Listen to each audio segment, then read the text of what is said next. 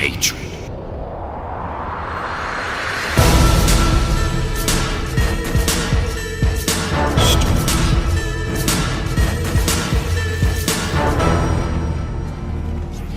We're in the Great War now.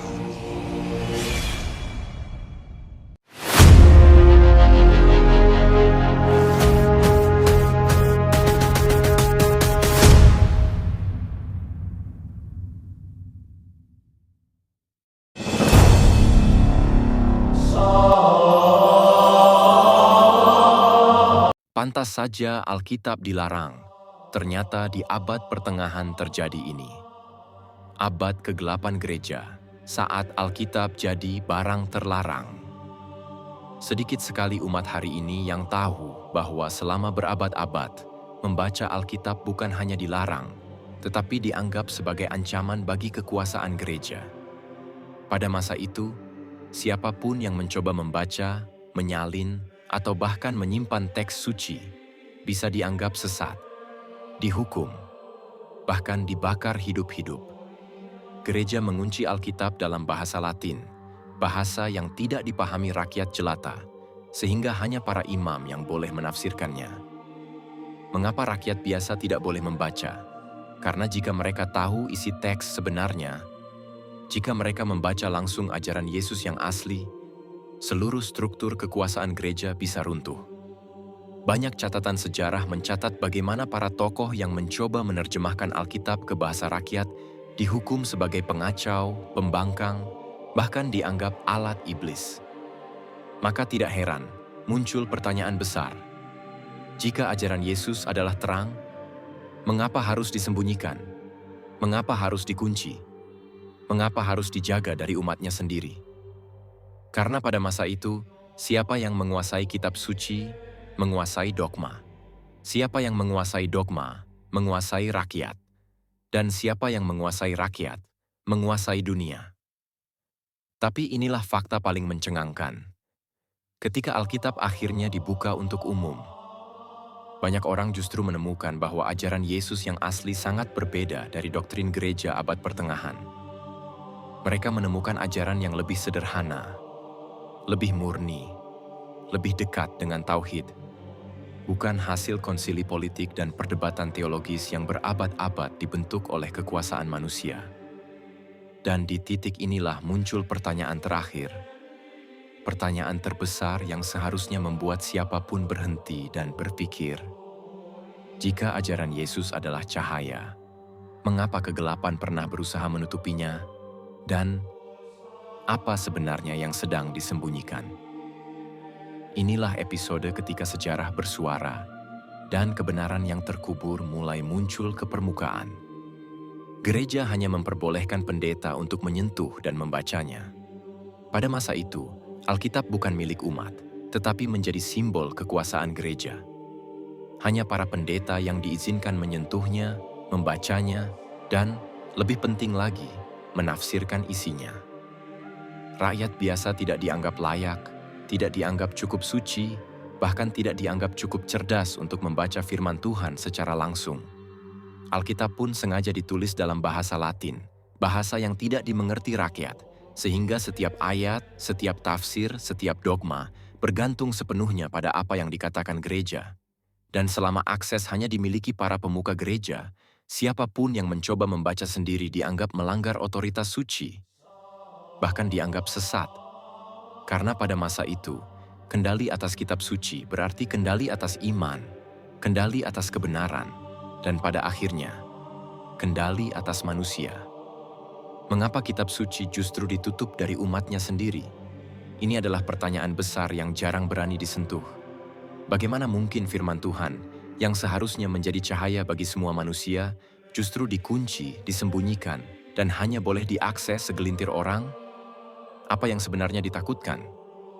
Pada masa itu, gereja takut jika umat membaca sendiri, mereka akan menemukan perbedaan besar antara ajaran Yesus dalam kitab suci dengan ajaran dogmatis yang diajarkan gereja. Jika rakyat mengetahui isi sebenarnya, maka seluruh struktur kekuasaan yang berdiri di atas tafsir tunggal gereja bisa runtuh. Karena siapapun yang memegang kitab suci, memegang kebenaran. dan siapapun yang memegang kebenaran tidak mudah lagi dikendalikan.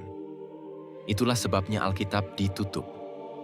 Bukan karena umat tidak boleh tahu, tetapi karena pengetahuan memberi kebebasan, dan kebebasan itu berbahaya bagi mereka yang ingin mempertahankan kekuasaan absolut.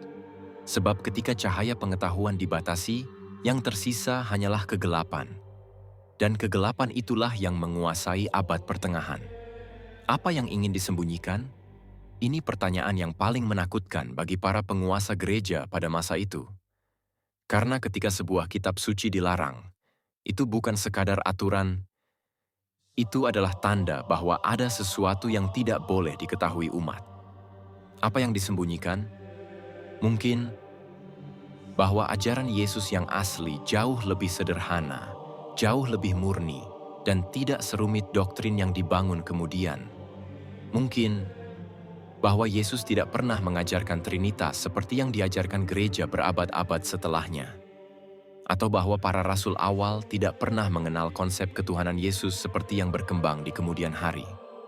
Mungkin ada ayat-ayat yang menunjukkan bahwa ajaran Yesus sebenarnya lebih dekat dengan tauhid Yahudi, bukan teologi filsafat Yunani.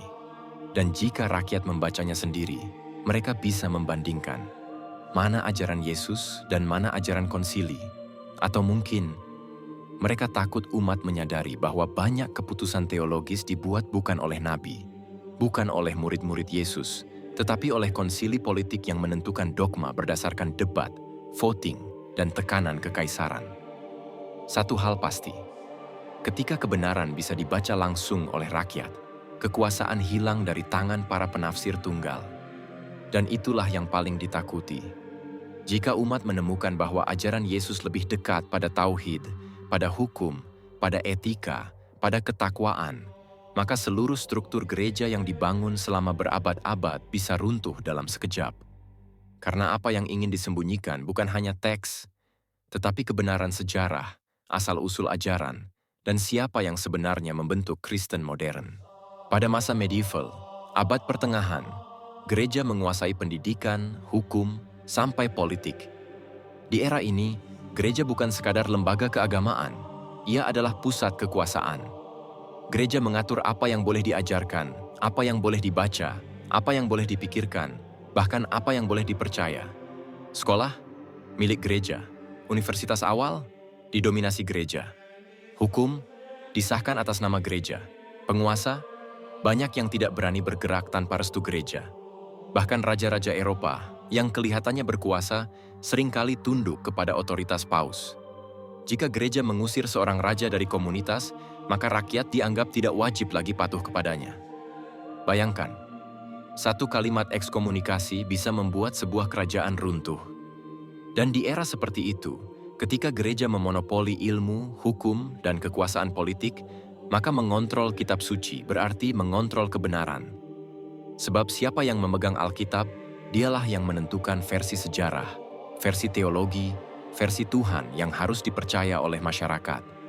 Jika rakyat membaca sendiri, jika rakyat menafsir sendiri, maka seluruh bangunan kekuasaan itu bisa retak. Karena itulah pada abad pertengahan, gereja menjaga Alkitab seperti rahasia negara, dan hanya sedikit orang yang diizinkan menyentuhnya. Membiarkan rakyat membaca Alkitab dianggap bisa mengancam otoritas gereja. Mengapa? Karena ketika rakyat mulai membaca sendiri isi kitab suci, mereka bisa menemukan sesuatu yang bertentangan dengan apa yang telah diajarkan para pemuka gereja selama berabad-abad. Bayangkan seorang petani sederhana yang selama hidupnya diberitahu bahwa keselamatan hanya melalui gereja. Tiba-tiba ia membaca sendiri bahwa Yesus justru mengkritik kaum agamawan yang memonopoli ajaran Tuhan. Atau ia menemukan bahwa banyak ritual dan dogma yang diwajibkan gereja tidak pernah diajarkan Yesus. Jika rakyat tahu itu, apa yang akan terjadi? Mereka mulai bertanya. Mereka mulai meragukan. Mereka mulai menyadari bahwa ajaran Tuhan tidak selalu sama dengan ajaran institusi gereja.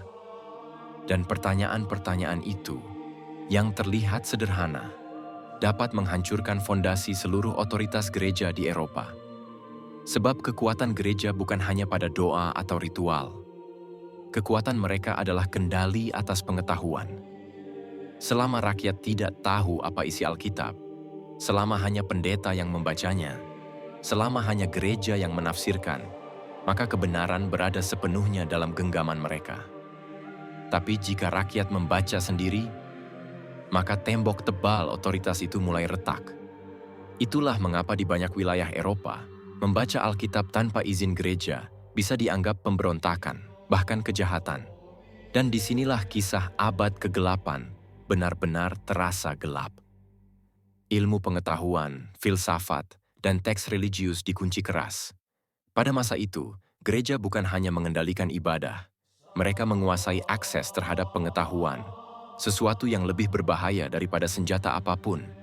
Segala bentuk pemikiran yang dianggap mengganggu doktrin resmi, baik itu ilmu pengetahuan, astronomi, filsafat, bahkan teks keagamaan kuno, dipasangi gembok besi oleh otoritas gereja.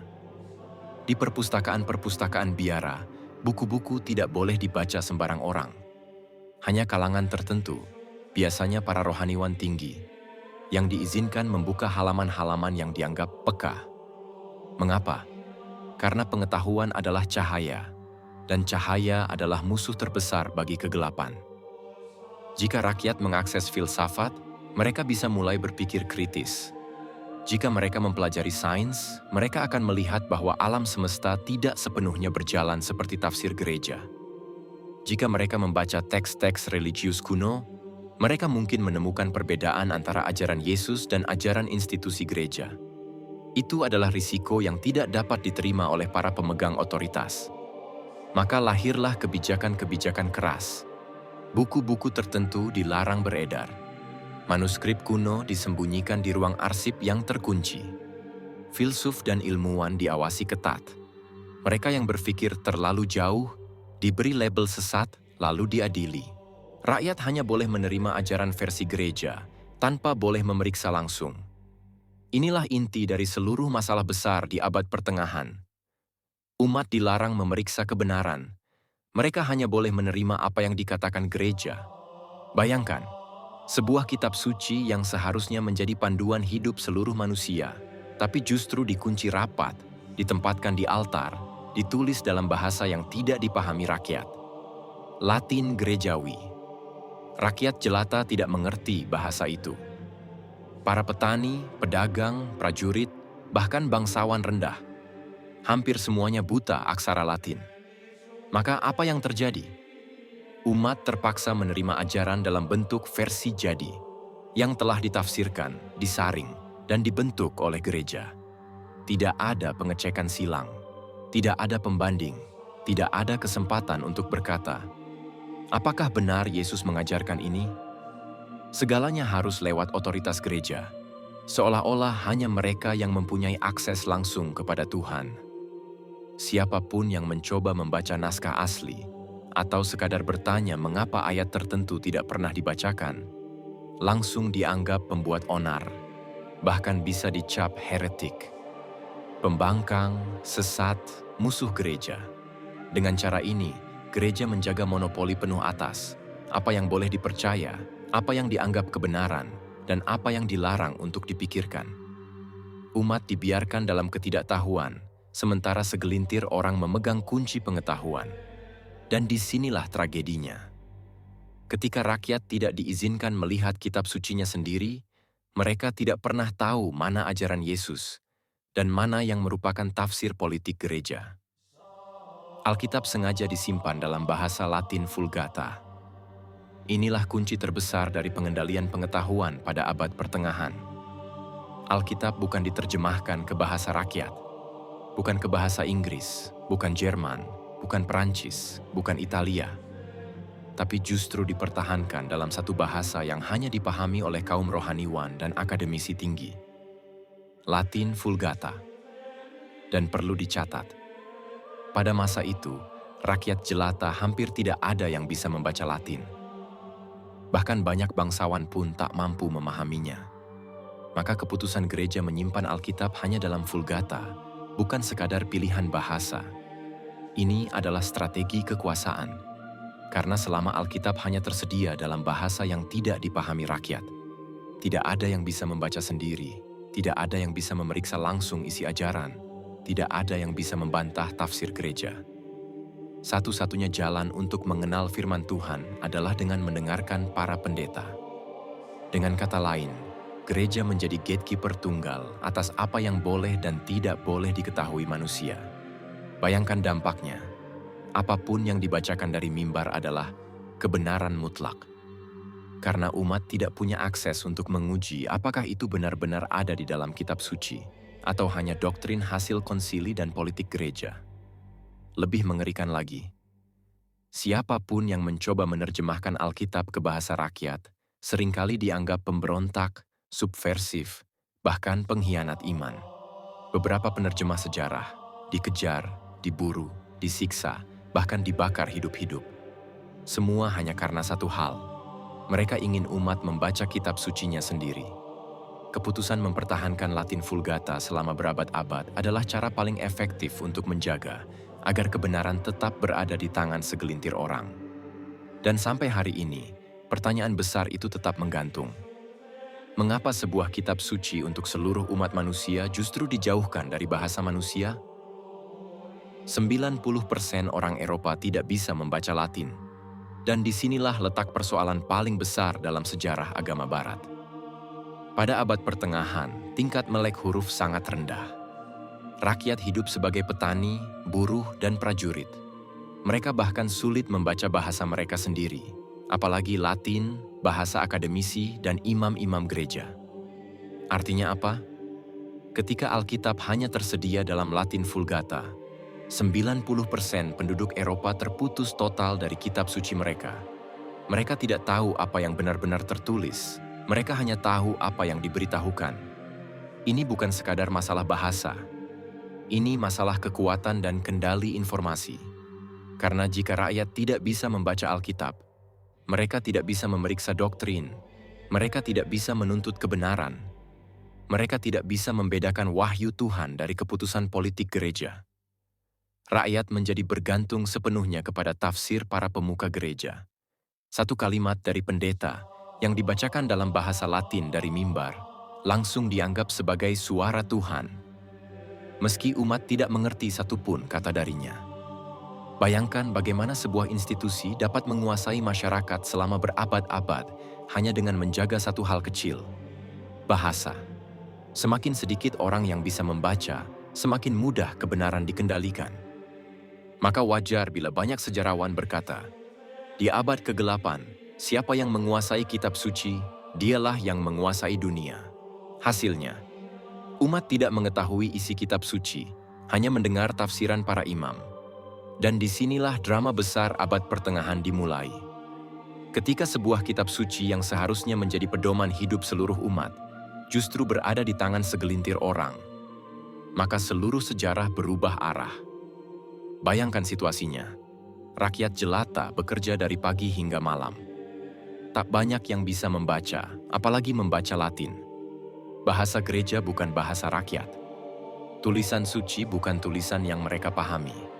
Sementara seluruh ajaran dibacakan hanya melalui mimbar, dengan bahasa asing yang terdengar sakral tapi tak dipahami. Satu-satunya akses umat kepada firman Tuhan adalah lewat suara imam yang berdiri di depan mereka setiap minggu. Dan apapun yang diucapkan di mimbar akan dianggap sebagai kebenaran mutlak. Bukan karena umat membacanya, tapi karena mereka tidak bisa membacanya. Inilah kondisi yang bertahan berabad-abad. Imam berbicara, rakyat mendengarkan, gereja memutuskan, rakyat mengiyakan, doktrin diumumkan, bukan ditemukan. Ketika rakyat ingin bertanya, mereka dihentikan. Ketika ingin memahami, mereka diperingatkan. Ketika ingin membaca sendiri, mereka dianggap mencurigakan. Dan ketika mencoba menerjemahkan Alkitab ke bahasa yang bisa dipahami rakyat, banyak yang dihukum sebagai bid'ah. Akhirnya umat tumbuh dalam ketidaktahuan yang terstruktur. Bukan ketidaktahuan yang sengaja mereka pilih, tapi ketidaktahuan yang dipelihara oleh sistem. Tanpa akses terhadap kitab suci, rakyat tidak pernah tahu mana ajaran yang benar-benar berasal dari Yesus, mana yang keputusan konsili, mana yang perintah politik, dan mana yang hanya tradisi manusia. Mereka hanya menerima versi yang sudah disaring. Dan semakin lama umat jauh dari teks aslinya, semakin besar pula kekuasaan yang dimiliki oleh hierarki gereja. Karena ketika kebenaran hanya dimiliki satu kelompok, maka makna kebenaran berubah menjadi apa yang mereka katakan. Di titik ini, gereja memiliki kendali penuh. Kendali atas apa yang boleh dipercaya, kendali atas apa yang harus dihindari, kendali atas apa yang dianggap sesat. Rakyat tidak pernah tahu kalau banyak doktrin yang mereka dengar tidak pernah diucapkan Yesus. Tidak tahu bahwa ada ayat-ayat yang diperdebatkan. Tidak tahu ada kelompok-kelompok Kristen awal yang berbeda. Tidak tahu bahwa sejarah penuh penyisihan, penyeragaman, dan penghapusan. Yang mereka tahu hanyalah apa yang disampaikan kepada mereka. Dan ketika hanya ada satu suara, disitulah lahir abad yang kita kenal sebagai abad kegelapan. Bukan karena umatnya bodoh, tapi karena cahaya pengetahuan dipadamkan. Pertanyaannya, mengapa kitab suci dibiarkan tertutup begitu lama? Karena rakyat belum siap. Atau karena kebenaran belum siap untuk rakyat? Kontrol total terhadap doktrin. Ketika Alkitab hanya bisa dibaca oleh kalangan gereja, dan ketika umat tidak diizinkan menyentuh teks suci, maka satu hal terjadi secara otomatis. Seluruh doktrin berada di bawah kendali absolut gereja. Tidak ada ruang untuk kritik, tidak ada ruang untuk perbandingan, tidak ada ruang untuk bertanya, apalagi membantah.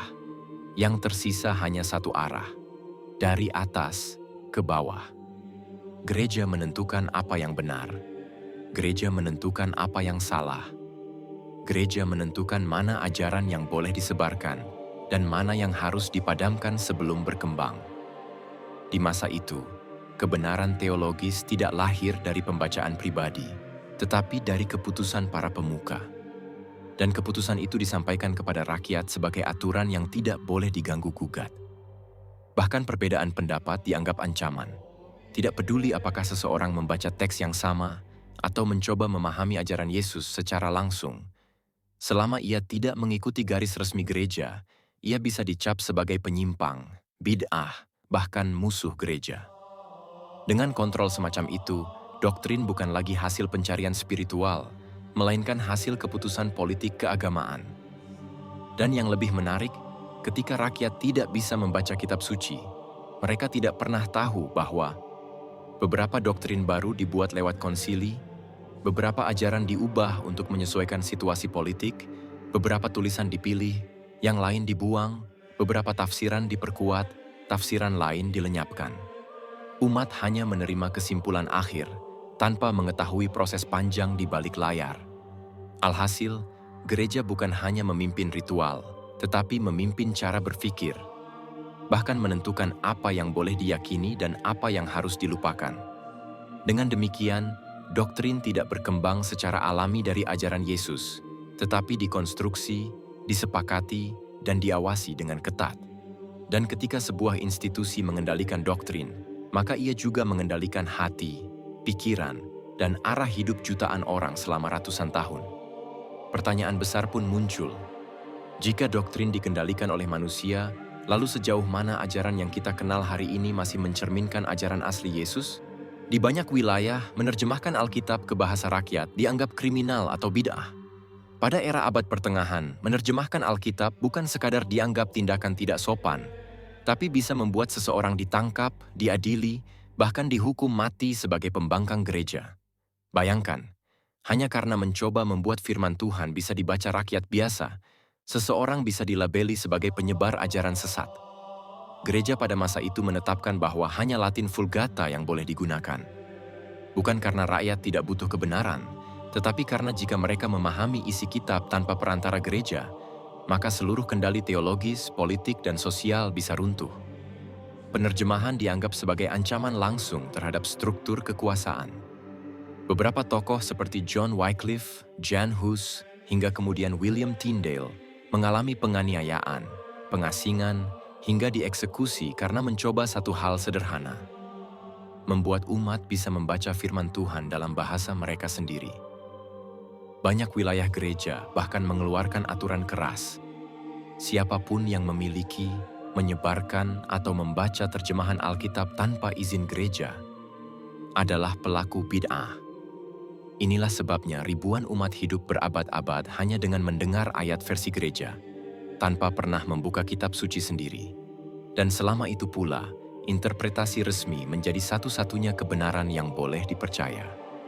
Penghukuman bisa berupa, tidak main-main, di banyak wilayah Eropa, siapapun yang kedapatan menerjemahkan, menyembunyikan, atau bahkan membaca Alkitab dalam bahasa rakyat bisa dijatuhi hukuman yang sangat berat. Tidak sekadar teguran, tidak sekadar denda, tetapi hukuman yang sengaja dirancang untuk menanamkan rasa takut.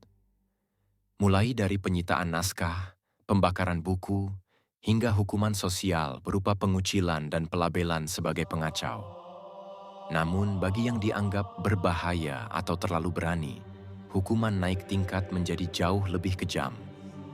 Pengadilan inkuisisi, penjara bawah tanah, penyiksaan, hingga pembakaran hidup-hidup di depan umum.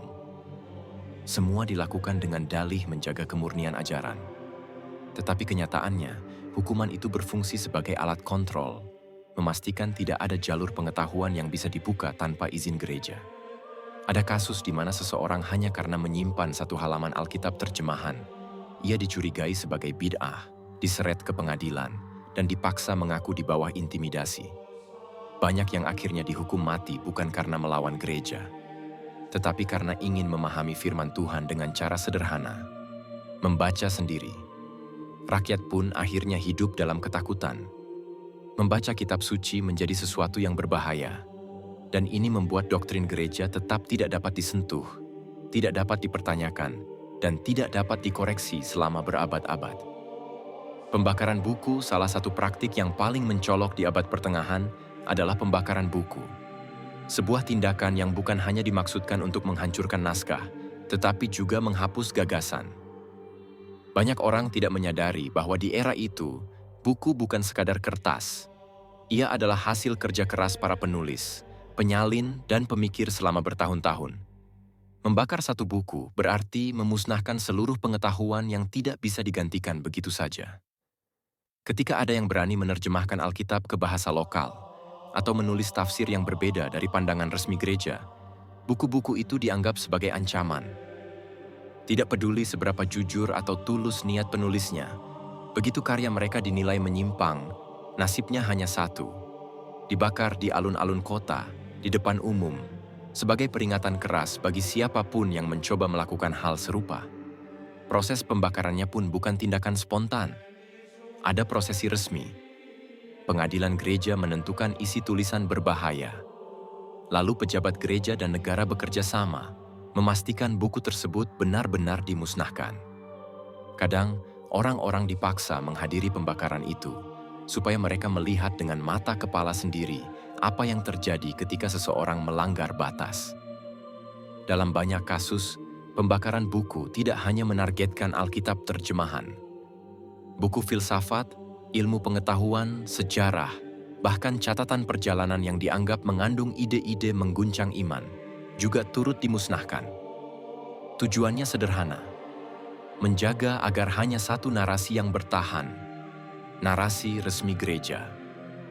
Dan pada akhirnya, tindakan ini membuat Eropa kehilangan banyak sekali warisan ilmu dan pemikiran yang seharusnya bisa membuat masyarakatnya berkembang jauh lebih cepat. Penjara. Selain pembakaran buku, salah satu hukuman paling sering dijatuhkan pada mereka yang dianggap melanggar otoritas gereja adalah penjara. Hukuman ini bukan seperti penjara modern yang memiliki aturan resmi dan hak-hak minimum bagi tahanan. Penjara di abad pertengahan seringkali berupa ruang bawah tanah lembab, gelap, dan sempit, dibuat bukan untuk membina, tapi untuk membungkam. Siapapun yang berani menerjemahkan Alkitab, mempertanyakan doktrin gereja, atau sekadar memiliki teks yang dianggap mencurigakan, bisa langsung dijebloskan ke dalam kurungan. Tidak perlu sidang panjang atau pembelaan hukum. Cukup dengan laporan dari imam atau otoritas gereja setempat, seseorang bisa dinyatakan bersalah atas penyesatan. Banyak tahanan disimpan berbulan-bulan, bahkan bertahun-tahun, tanpa pernah diberi kesempatan menjelaskan diri. Mereka tidak dipenjara karena kejahatan, tetapi karena pengetahuan. karena mereka ingin tahu, karena mereka mencoba membaca kitab suci dengan bahasa mereka sendiri. Penjara juga digunakan sebagai cara untuk mematahkan mental seseorang. Ruang yang dingin, makanan yang minim, tidak ada cahaya matahari, dan tekanan psikologis secara perlahan dirancang untuk membuat orang menyerah, mengaku salah, atau berhenti bertanya. Tujuan terdalamnya bukan menghukum fisik, melainkan menghancurkan keberanian untuk berpikir. Dan ini yang sering tidak disadari. Penjara di era itu bukan hanya untuk menghukum pelaku, tetapi untuk menakut-nakuti masyarakat luas. Pesannya jelas. Jangan pernah menyentuh Alkitab tanpa izin gereja, jangan pernah menafsirkan sendiri, dan jangan pernah mencoba keluar dari garis yang sudah ditetapkan. Akibatnya, selama berabad-abad rakyat hidup dalam ketidaktahuan bukan karena mereka bodoh, tetapi karena pengetahuan dikurung, sama seperti orang-orang yang mencoba menyuarakannya. Hingga hukuman mati. Dan pada puncaknya, bagi mereka yang dianggap paling berbahaya karena berusaha membuka mata umat, hukuman yang dijatuhkan bisa sampai mati. Di abad pertengahan, menerjemahkan Alkitab, menyebarkan salinan tidak resmi, atau mengajarkan pemahaman yang berbeda dari doktrin gereja dianggap sebagai heresi, bid'ah tingkat tinggi. Dan bagi gereja saat itu, bid'ah bukan hanya kesalahan pemahaman, tetapi kejahatan melawan Tuhan. Itu sebabnya banyak reformis awal, cendekiawan, dan penerjemah Alkitab dihukum dengan cara-cara paling mengerikan. Dibakar hidup-hidup di tiang kayu. Cara ini menjadi simbol bahwa mereka dianggap dihanguskan oleh api Tuhan. Padahal itu hanyalah alat untuk menakut-nakuti siapapun yang ingin membaca atau menafsirkan Alkitab sendiri. Dieksekusi di depan umum. Ribuan orang dipaksa menyaksikan agar pesan ketakutan tersebar luas. Ikuti gereja, atau kau akan mengalami hal yang sama. Diadili oleh lembaga gereja seperti inkuisisi. Pengadilan ini terkenal tanpa belas kasihan. Banyak orang tidak pulang dari ruang interogasi, bahkan tanpa pernah dibuktikan kesalahannya. Salah satu contoh terkenal adalah William Tyndale, penerjemah Alkitab ke bahasa Inggris modern pertama. Ia diburu bertahun-tahun, dikhianati, dipenjara, dicekik, lalu tubuhnya dibakar, semata karena ia ingin rakyat memahami kitab suci dalam bahasa mereka sendiri. Inilah kenyataan kelam sejarah. Memahami firman Tuhan pernah menjadi alasan seseorang kehilangan nyawanya. Ketakutan itu membuat rakyat selama berabad-abad menerima ajaran tanpa pernah memeriksa sendiri. Mereka hanya mendengar, bukan membaca. Mereka ikut, bukan memahami.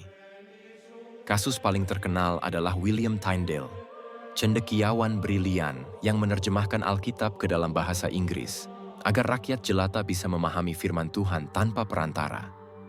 Ia percaya bahwa setiap orang, petani, tukang, hingga anak kecil berhak membaca kitab suci dengan bahasanya sendiri. Tetapi keberanian itu dianggap ancaman besar. Gereja menilai terjemahannya sebagai tindakan pemberontakan spiritual. Tyndale diburu ke berbagai negara, dikhianati, dipenjara berbulan-bulan, disiksa, lalu dijatuhi hukuman mati. Tubuhnya dicekik hingga tewas, kemudian dibakar di tiang kayu. Dan semua itu terjadi hanya karena satu alasan sederhana.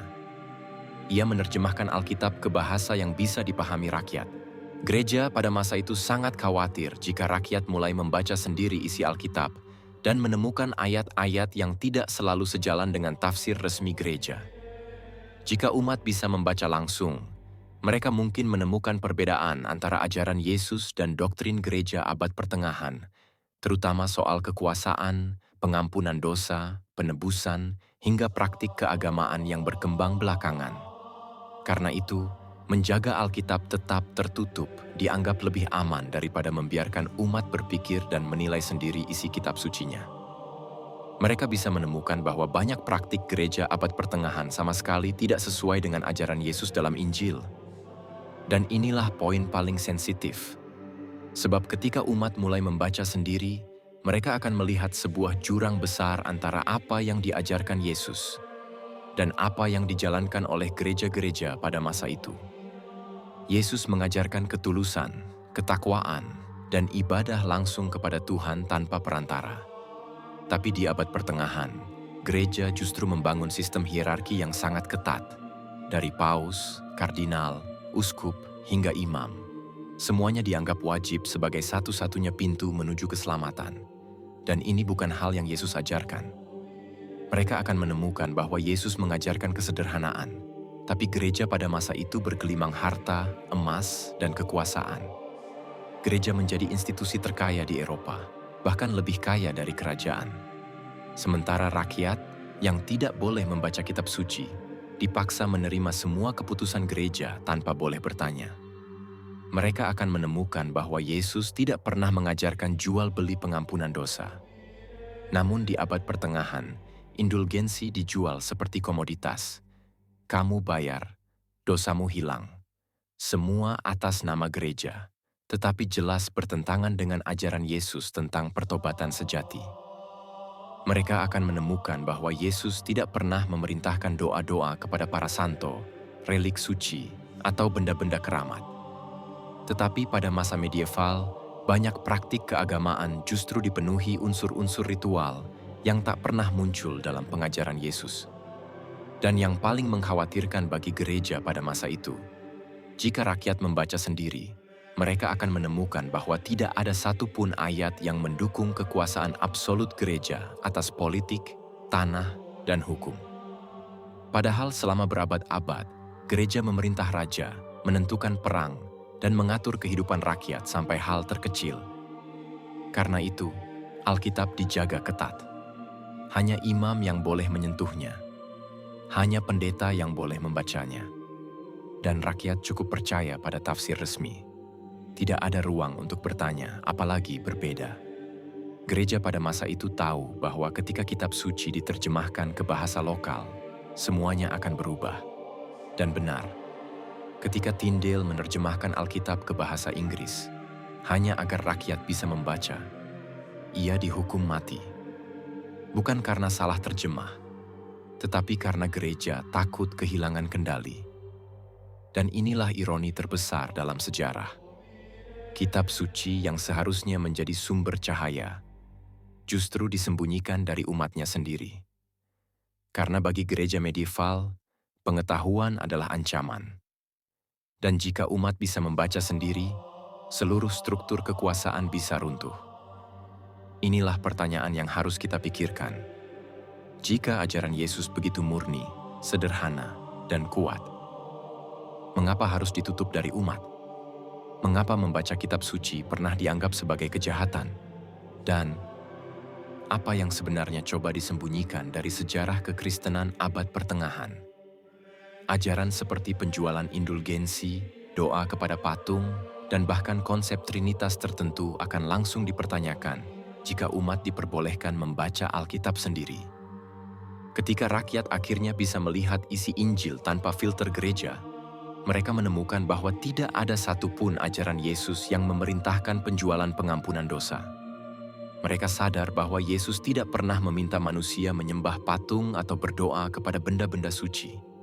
Dan lebih jauh lagi, mereka menemukan bahwa formulasi Trinitas yang mapan pada abad pertengahan bukanlah istilah yang pernah keluar dari mulut Yesus. Inilah ketakutan terbesar gereja medieval. Jika rakyat membaca langsung kata-kata Yesus, mereka akan bertanya, dari mana semua praktik ini berasal? Bagaimana mungkin ajaran yang sederhana, murni, dan penuh ketakwaan berubah menjadi sistem ritual yang penuh hierarki dan doktrin yang rumit? Mereka akan mulai melihat bahwa banyak kebijakan gereja lebih didorong kepentingan politik daripada kesetiaan pada teks asli kitab suci. Bayangkan apa yang terjadi jika jutaan orang awam mengakses ayat-ayat yang menunjukkan bahwa Yesus mengajarkan kesederhanaan, bukan pemujaan simbol. Jika mereka melihat dengan mata kepala sendiri bahwa tidak pernah ada perintah untuk menjual ampunan. Jika mereka membaca bahwa Yesus tidak pernah mengajarkan sebuah rumusan teologis yang dikembangkan melalui konsili politik berabad-abad setelah beliau tiada. Keruntuhan kepercayaan akan menjadi ancaman nyata. Gereja medieval sangat sadar bahwa otoritas mereka berdiri di atas tafsir tunggal. Jika umat bisa membaca, menilai, dan bertanya, maka seluruh struktur kekuasaan, dari paus sampai pendeta, bisa runtuh. Oleh sebab itu, akses terhadap Alkitab harus dibatasi. Bahasa Latin sengaja dipertahankan sebagai bahasa sakral yang hanya dimengerti kalangan gereja. Umat dibiarkan buta huruf secara teologis. Namun kebenaran tidak bisa dikurung selamanya. Ketika penerjemah-penerjemah seperti Wycliffe dan Tyndale berani menerjemahkan Alkitab ke bahasa rakyat, ketakutan gereja terbukti benar.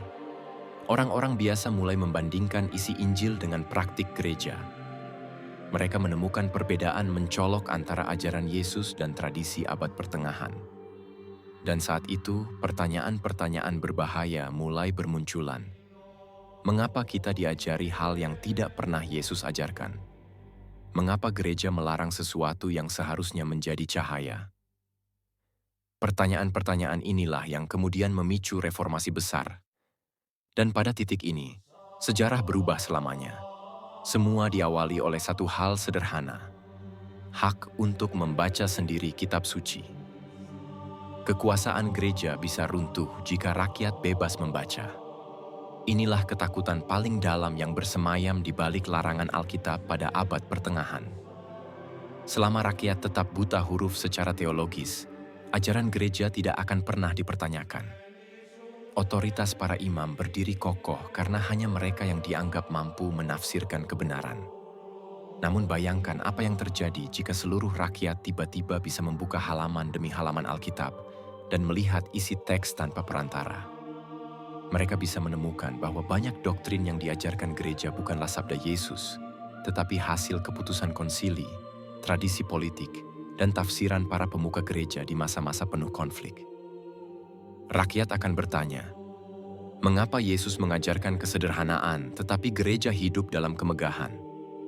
Mengapa Yesus tidak pernah memerintahkan penjualan indulgensi, tetapi gereja menjadikannya sumber pemasukan? Mengapa Yesus tidak pernah menyuruh manusia berdoa kepada patung, tetapi gereja mengharuskannya? Pertanyaan-pertanyaan seperti ini sangat berbahaya bagi stabilitas kekuasaan pada masa itu. Jika rakyat mulai bertanya, maka dogma akan runtuh. Jika dogma runtuh, maka struktur hierarki gereja juga ikut goyah. Ketika rakyat memiliki akses pada teks suci, mereka bisa membantah, mengkritik, dan mempertanyakan otoritas gereja medieval. Mereka bisa membandingkan ajaran asli Yesus dengan tradisi yang sudah dilapisi ratusan tahun penambahan, perubahan, dan keputusan politik. Dalam sekejap, monopoli kebenaran yang selama ini menjadi pondasi kekuasaan gereja akan hilang. Itulah sebabnya Alkitab harus dikunci rapat-rapat, jauh dari tangan orang biasa. Dan itulah mengapa para penerjemah yang mencoba membuka pintu ini dihukum begitu keras. Gereja tahu bahwa satu terjemahan saja, satu salinan saja yang jatuh ke tangan rakyat, dapat mengubah seluruh tatanan kekuasaan. Karena jika umat bebas membaca, bebas menafsirkan, dan bebas memahami sendiri, maka akhir dari dominasi gereja tinggal menunggu waktu. Tahun 1450, Gutenberg mencetak Alkitab, dan itu mengubah segalanya. Untuk pertama kalinya dalam sejarah Eropa, teks suci yang selama berabad-abad terkunci di tangan para imam, tiba-tiba dapat digandakan dalam jumlah besar. Mesin cetak Gutenberg bukan sekadar alat. Ia adalah ancaman bagi kekuasaan yang dibangun di atas kebodohan umat. Ketika salinan-salinan Alkitab mulai tersebar, dinding tebal yang selama ini memisahkan rakyat dari kitab suci perlahan retak. Rakyat biasa yang sebelumnya tidak pernah melihat satu halaman pun kini bisa menyentuh, membaca, dan memikirkan sendiri isi kitab. Para pemuka gereja medieval panik karena apa yang mereka takuti perlahan menjadi kenyataan. Umat mulai membandingkan ajaran Yesus dengan praktik gereja. Banyak yang menemukan perbedaan mencolok. Banyak yang mulai bertanya, mempertanyakan, dan menggugat doktrin yang selama ini diterima tanpa kritik. Dampaknya luar biasa. Gerakan reformasi mulai tumbuh di berbagai wilayah. Perdebatan teologis meledak, kritik terhadap struktur gereja semakin keras, dan para pemimpin gereja kehilangan kontrol atas monopoli pengetahuan. Satu inovasi kecil, tinta, kertas, dan logam, telah membuka pintu besar perubahan. Inilah momen yang meruntuhkan abad ke-8 dan membawa Eropa menuju era baru. Dan yang paling menakutkan bagi gereja medieval, Rakyat kini tahu apa yang sebenarnya tertulis dalam kitab suci mereka sendiri. Tidak lagi melalui tafsiran satu arah. Tidak lagi melalui bahasa Latin yang tidak dapat mereka pahami. Kini setiap orang memiliki kesempatan untuk melihat kebenaran langsung dari sumbernya. Untuk pertama kalinya, umat biasa punya akses langsung ke teks suci. Sesuatu yang sebelumnya mustahil, kini menjadi kenyataan. Kitab yang selama ratusan tahun hanya boleh disentuh para imam, tiba-tiba berada di tangan rakyat jelata. Para petani, pedagang, dan orang-orang yang sebelumnya bahkan tidak tahu bagaimana bentuk Alkitab sebenarnya. Suasana berubah total. Apa yang dulu dianggap rahasia gereja kini terbuka lebar. Momen ini menggetarkan Eropa. Banyak orang baru sadar bahwa selama berabad-abad mereka hanya mendengar versi ajaran yang sudah disaring, dibatasi, bahkan diubah oleh otoritas gereja medieval. Ketika umat mulai membaca sendiri, mereka menemukan pernyataan-pernyataan Yesus yang berbeda dari praktik gereja saat itu. Mereka bertanya-tanya, mempertanyakan, bahkan syok. Mengapa ajaran di mimbar tidak sama dengan isi kitab? Akses ke teks suci memberi rakyat kekuatan baru.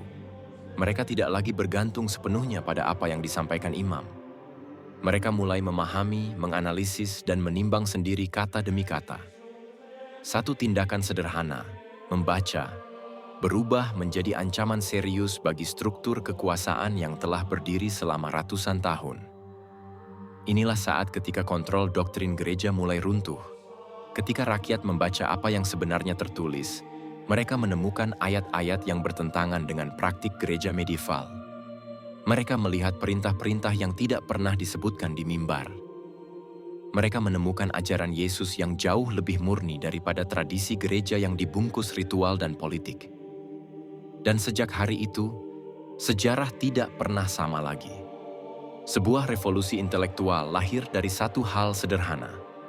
Umat akhirnya bisa melihat kitab suci mereka sendiri, tanpa perantara, tanpa sensor, dan tanpa ketakutan.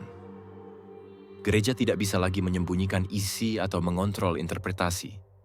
Tembok yang selama berabad-abad menjaga monopoli pengetahuan akhirnya retak. Dulu, hanya satu suara yang boleh berbicara. Suara gereja. Namun setelah Alkitab menyebar ke tangan rakyat, suara itu perlahan kehilangan dominasinya. Kini setiap orang bisa membaca, memeriksa, dan memahami teks suci tanpa harus menunggu penjelasan imam. Setiap kalimat yang sebelumnya menjadi rahasia altar, kini terbuka di hadapan publik. Ini membuat keadaan berubah drastis. Doktrin-doktrin yang dulu dianggap mutlak mulai dipertanyakan. Ritual-ritual yang tidak pernah diperintahkan Yesus mulai menuai keraguan. Ajaran yang selama ini diulang oleh gereja medieval, tanpa ayat pendukung, kini dihadapkan pada pembacaan langsung umat. Dan ketika umat menemukan perbedaan antara ajaran Yesus dengan praktik gereja saat itu, gelombang ketidakpuasan mulai menyebar. Untuk pertama kalinya dalam sejarah Eropa, rakyat biasa memiliki kekuatan untuk berkata, "Kami membaca sendiri, kami melihat sendiri, dan kami menemukan hal yang berbeda." Dan suara seperti itu tidak bisa lagi dibungkam. Gereja kehilangan kendali atas kebenaran tunggal, karena kebenaran kini berada di tangan semua orang, bukan hanya para imam. Dari sinilah lahir perubahan besar, reformasi, gerakan pembaruan, dan munculnya kelompok-kelompok yang berani berbeda. Semua berakar dari satu hal. Kitab suci yang dulunya dikunci, kini terbuka. Dan ketika sebuah teks suci diberi kebebasan di tengah masyarakat, tidak ada kekuasaan manapun yang mampu sepenuhnya mengendalikannya lagi. Dari sinilah lahir reformasi besar-besaran di Eropa. Ketika Alkitab akhirnya berada di tangan rakyat biasa, percikan kecil berubah menjadi ledakan besar yang mengguncang seluruh fondasi gereja. Orang-orang mulai mempertanyakan otoritas para uskup, mempertanyakan ajaran yang tidak mereka temukan dalam teks suci, dan mempertanyakan mengapa suara manusia lebih keras dari firman Tuhan. Kesadaran baru ini menyebar cepat. Lebih cepat daripada gereja bisa menahannya. Reformasi bukan hanya gerakan teologis, tetapi sebuah pemberontakan intelektual dan sosial yang lahir dari satu hal.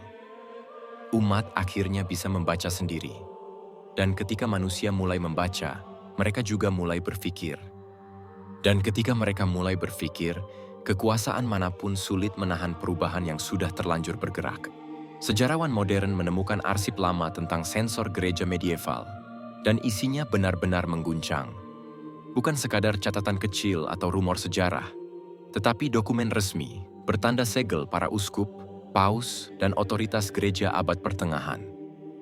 Di dalamnya tertulis daftar panjang teks-teks yang dilarang, Injil-Injil yang dianggap terlalu Yahudi, tulisan para bapak gereja awal yang tak sejalan dengan dogma baru, komentar teolog dari abad-abad pertama yang menyebut Yesus bukan Tuhan, tetapi utusan Tuhan. Naskah yang memuat perbedaan mencolok antara ajaran Yesus dan ajaran gereja setelah konsili-konsili besar. Lebih mengejutkan lagi, arsip itu mengungkap mekanisme sensor sistematis. Bagaimana beberapa manuskrip dipaksa direvisi agar selaras dengan doktrin resmi. Bagaimana penyalin diperintahkan menghapus bagian tertentu yang dianggap berbahaya. Bagaimana jemaat yang ketahuan menyimpan teks terlarang dikenai denda berat, pengucilan, bahkan hukuman mati. Para sejarawan menggambarkannya sebagai kontrol pengetahuan terbesar dalam sejarah Eropa. Mereka menemukan daftar libri prohibiti, buku-buku terlarang, yang dipegang rapat oleh gereja selama berabad-abad. Di balik tembok biara dan perpustakaan rahasia Vatikan, tersimpan bukti bahwa sebagian besar ajaran Kristen awal justru beragam dan tidak tunggal seperti yang selama ini diajarkan. Dan ketika reformasi meledak pada abad ke-16, barulah publik mengetahui bahwa selama beratus-ratus tahun, interpretasi resmi yang beredar hanyalah versi yang telah disaring, dipoles, dan dikontrol. Penemuan arsip-arsip sensor ini membuka kembali pertanyaan besar. Apa saja ajaran Yesus yang sebenarnya hilang dari sejarah? Mengapa beberapa gagasan sengaja ditekan? Dan siapa yang paling diuntungkan dari penyembunyian itu? Temuan ini bukan hanya mengubah cara kita memahami agama, tetapi juga mengungkap bagaimana kekuasaan dapat membentuk ulang sebuah keyakinan dari generasi ke generasi tanpa disadari umatnya sendiri. Fakta mengejutkan ini menunjukkan bahwa selama berabad-abad, gereja mengontrol akses rakyat kepada Alkitab. Orang biasa hanya boleh menerima ajaran lewat pendeta, tanpa bisa memeriksa sendiri kata demi kata. Bahasa Latin sengaja digunakan agar mayoritas tidak mengerti, sehingga tafsir resmi tetap mutlak. Banyak ayat yang jika dibaca bebas bisa menimbulkan pertanyaan tentang praktik gereja. Penjualan indulgensi, doa kepada patung, konsep trinitas, dan doktrin yang baru muncul pasca konsili. Kekuasaan gereja bergantung pada ketergantungan umat terhadap tafsir resmi, bukan pada pemahaman langsung terhadap ajaran Yesus. Ketika Gutenberg mencetak Alkitab, segalanya berubah. Rakyat akhirnya bisa membaca teks suci sendiri, dan reformasi besar pun muncul. Arsip lama memperlihatkan bahwa sensor gereja bukan kebetulan, tapi strategi panjang untuk menjaga otoritas dan kontrol politik religius. Pertanyaan besar muncul. Apa yang sebenarnya ingin disembunyikan selama berabad-abad? Ajaran mana dari Yesus yang hilang atau diubah agar sesuai kepentingan kekuasaan? Bagaimana jika sebagian besar doktrin Kristen modern hanyalah hasil penyaringan dan rekayasa politik, bukan murni ajaran rasuli? Fakta ini menimbulkan pertanyaan besar. Apa sebenarnya yang ingin disembunyikan dari umat selama berabad-abad? Mengapa Alkitab hanya boleh diakses oleh pendeta dan dalam bahasa Latin, sementara rakyat biasa dilarang membacanya? Apa ayat-ayat atau ajaran Yesus yang sengaja disembunyikan agar doktrin dan praktik gereja medieval tetap tak tergoyahkan? Bagaimana jika banyak doktrin Kristen modern sebenarnya bukan ajaran asli Yesus, melainkan hasil rekayasa politik, konsili, dan kepentingan kekaisaran? Pertanyaan ini membuka tabir sejarah yang jarang dibahas. Siapa yang berkuasa atas kebenaran, dan siapa yang menentukan apa yang boleh diketahui umat? Dengan akses terbatas, rakyat hanya menerima tafsir resmi, sehingga kritik terhadap praktik dan doktrin yang menyimpang tidak mungkin muncul. Inilah akar mengapa reformasi terjadi. Ketika Gutenberg mencetak Alkitab dan memberikan umat kesempatan untuk membaca sendiri, memunculkan kesadaran bahwa kebenaran bisa dikontrol dan disembunyikan. Sejarawan kini mempertanyakan, berapa banyak ajaran Yesus yang hilang atau dimanipulasi agar sesuai kepentingan kekuasaan? Dan yang lebih menantang, apakah kita sekarang benar-benar mengenal ajaran asli Yesus? Atau hanya versi yang sudah disaring dan disesuaikan oleh gereja selama berabad-abad? Fakta bahwa Alkitab pernah dilarang menunjukkan betapa besar dan rapuhnya kontrol gereja atas umat. Selama berabad-abad, hanya pendeta dan elite gereja yang boleh menyentuh dan menafsirkan teks suci rakyat. Biasa tidak diizinkan membaca sendiri, sehingga ajaran Yesus yang murni tersembunyi di balik tafsir resmi dan ritual yang rumit. Larangan ini membuat umat mengikuti ajaran versi gereja tanpa bisa menelusuri sendiri kebenaran. Sesuatu yang tampaknya suci justru menjadi alat kontrol politik dan sosial. Banyak praktik gereja medieval yang menyimpang dari ajaran Yesus berlangsung tanpa pertanyaan, karena rakyat tidak bisa memeriksa teks asli Alkitab, sengaja disimpan dalam bahasa Latin yang hanya dimengerti pendeta. Sementara 90% rakyat Eropa buta huruf dalam bahasa itu. Akibatnya, tafsiran resmi menjadi satu-satunya kebenaran.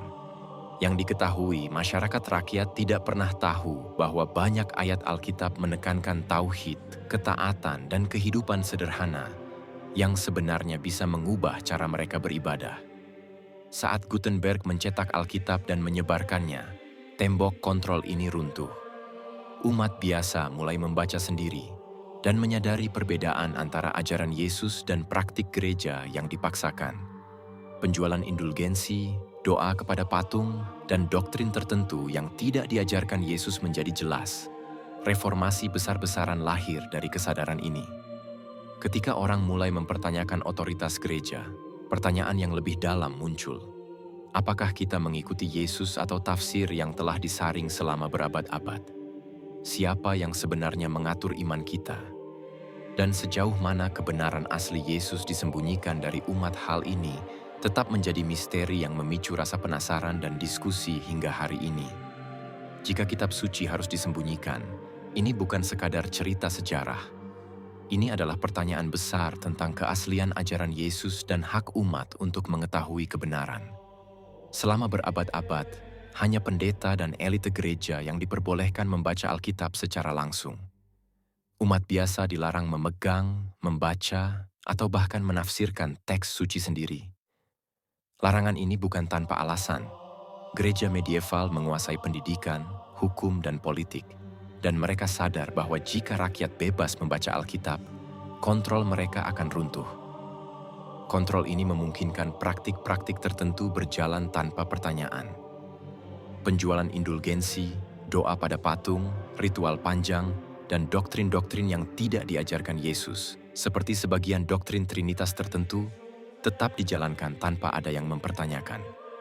Semua tafsir resmi datang dari satu pihak, dan rakyat hanya bisa menerima versi yang diberikan. Bayangkan betapa besar kekuasaannya ketika kebenaran langsung dari Yesus disembunyikan.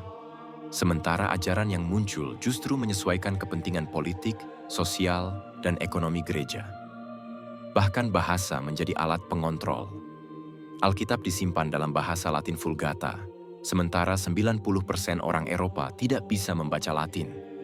Akibatnya mereka hanya mendengar tafsiran, bukan pesan asli. Pemikiran, ketaatan, dan moral yang Yesus ajarkan sulit sampai ke rakyat. Banyak orang modern kaget mengetahui fakta bahwa agama yang mengaku membawa kebenaran justru melarang kitab sucinya dibaca. Kasus seperti William Tyndale menjadi bukti nyata. Ia menerjemahkan Alkitab ke bahasa Inggris agar rakyat bisa mengakses teks asli, dan hukuman yang diterimanya sangat berat, bahkan sampai mati. Kenapa? Karena gereja takut umat menemukan ayat-ayat yang tidak sesuai dengan tafsir resmi, sehingga seluruh tatanan kekuasaan, ritual, dan doktrin yang dibangun berabad-abad bisa dipertanyakan. Kemunculan mesin cetak Gutenberg di tahun 1450 menjadi titik balik. Untuk pertama kalinya, umat biasa memiliki akses ke Alkitab. Seketika itu, kontrol penuh gereja mulai terkikis. Rakyat mulai membandingkan apa yang diajarkan Yesus dan apa yang diterapkan dalam gereja. Reformasi besar muncul dari kesadaran ini. Orang mulai mempertanyakan, apakah ajaran yang diterima selama ini benar-benar ajaran Yesus?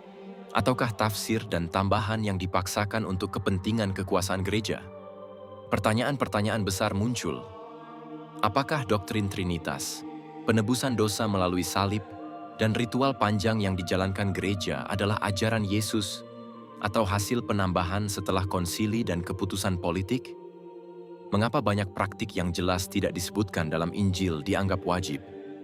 Dan jika kitab suci bisa disembunyikan selama berabad-abad, sejauh mana umat benar-benar memahami pesan asli dari sang nabi? Fakta sejarah ini menimbulkan rasa penasaran dan kontroversi. Alkitab yang seharusnya menjadi sumber cahaya justru dijadikan alat untuk mengontrol dan menyesatkan umat. Dan yang lebih penting, pertanyaan ini masih relevan hingga hari ini. Seberapa banyak yang kita ketahui tentang ajaran Yesus yang asli? Apakah kita membaca ajarannya secara langsung, atau hanya versi yang sudah disaring, diseleksi, dan disesuaikan dengan kepentingan institusi yang berkuasa? Maka dari itu, ketika kita menelaah sejarah, muncul sebuah pertanyaan yang menantang. Jika Alkitab pernah dilarang, jika ajaran Yesus disembunyikan, siapa yang benar-benar mewarisi ajaran aslinya? Apakah gereja medieval atau justru mereka yang tetap memegang prinsip tauhid dan ketaatan tanpa tambahan tafsir politik? Ini bukan sekadar sejarah, tetapi undangan untuk mempertanyakan, menyelidiki, dan menyadari bahwa kebenaran sejati bisa jadi jauh lebih kompleks daripada yang selama ini diajarkan. Apa yang ingin disembunyikan dari umat? Dan jika Alkitab kini bisa diakses, apakah kita cukup berani membandingkan ajaran Yesus dengan versi yang selama ini diajarkan dan menemukan jawabannya sendiri? Ini adalah misteri yang membentang lebih dari 1000 tahun dan menunggu untuk dipertanyakan kembali oleh setiap pembaca yang ingin mencari kebenaran sejati. Dan jika rakyat biasa bisa membaca Alkitab sendiri tanpa perantara imam atau pendeta, apakah mereka masih akan menerima doktrin yang sama seperti yang diajarkan oleh gereja medieval? Atau justru mulai mempertanyakan praktik-praktik yang selama ini dianggap sah dan benar? Apakah mereka akan menyadari bahwa banyak ritual, doktrin, dan ajaran yang dianggap mutlak itu sebenarnya hasil keputusan konsili dan kepentingan politik, bukan dari ajaran Yesus sendiri? Jika demikian, siapa yang sebenarnya mewarisi ajaran murni Yesus? Dan apakah gereja yang kita kenal sekarang masih setia pada pesan asli tauhid dan ketaatan yang diajarkannya? Pertanyaan ini membuka tabir besar sejarah kekristenan. Sejauh mana agama yang kita kenal hari ini dibentuk oleh manusia, kekuasaan, dan strategi politik dibandingkan dengan ajaran yang dibawa oleh Yesus 2000 tahun lalu? Dan yang lebih penting, jika umat bisa kembali membaca dan menelaah kitab suci tanpa filter, siapakah yang akan mereka ikuti? Tradisi yang diwariskan oleh institusi atau jalan yang sebenarnya ditunjukkan oleh Yesus? Terima kasih telah mengikuti kisah ini hingga akhir. Di balik setiap peristiwa sejarah, selalu ada rahasia yang menunggu untuk diungkap. Jika Anda merasa tergerak, jangan ragu untuk memberikan like, menuliskan pandangan Anda di kolom komentar, dan tekan tombol subscribe sebagai bentuk dukungan Anda. Dengan begitu, Anda turut menjadi bagian dari perjalanan kami menelusuri jejak-jejak masa lalu yang terlupakan. Aktifkan juga lonceng notifikasi agar Anda tidak tertinggal ketika lembaran sejarah berikutnya kembali kami buka. Sampai bertemu di kisah selanjutnya. Salam hormat dan sejahtera untuk Anda semua.